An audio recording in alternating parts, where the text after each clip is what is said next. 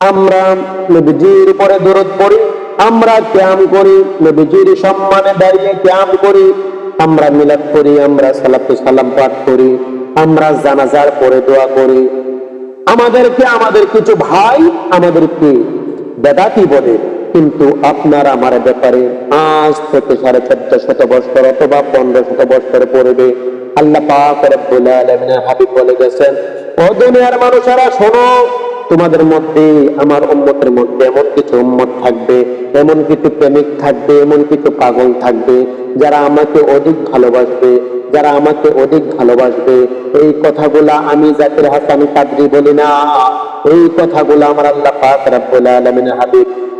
রাসূল পাক সাল্লাল্লাহু তাআলা আলাইহি ওয়াসাল্লামের আলোচনা থেকে আমি বলতেছি। মুসলিম শরীফের 2832 নম্বর হাদিস, হযরত আবু হুরায়রা রাদিয়াল্লাহু তাআলা আনহু থেকে বর্ণিত। তিনি বলেন, রাসূল পাক সাল্লাল্লাহু তাআলা আলাইহি ওয়াসাল্লাম বলেছেন, আমার উম্মতের মধ্যে এমন কিছু প্রেমিক থাকবে, এমন কিছু আশিক থাকবে, তারা আমাকে অধিক ভালোবাসবে, তারা তাদের সন্তান সন্তুষ্টি, পরিবার পরিজন, ধন সম্পদের বিনিময় হলেও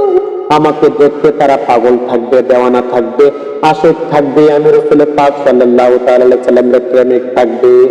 এখন যারা বেশি বেশি নবীজির সম্মান করি, আমরা যারা মিলাদ করি, নবীজির প্রেমে আমরা টাকা খরচ করি, নবীজির সম্মানে, নবীজির মিলাদের জন্য, জিহাদের জন্য সন্তানকে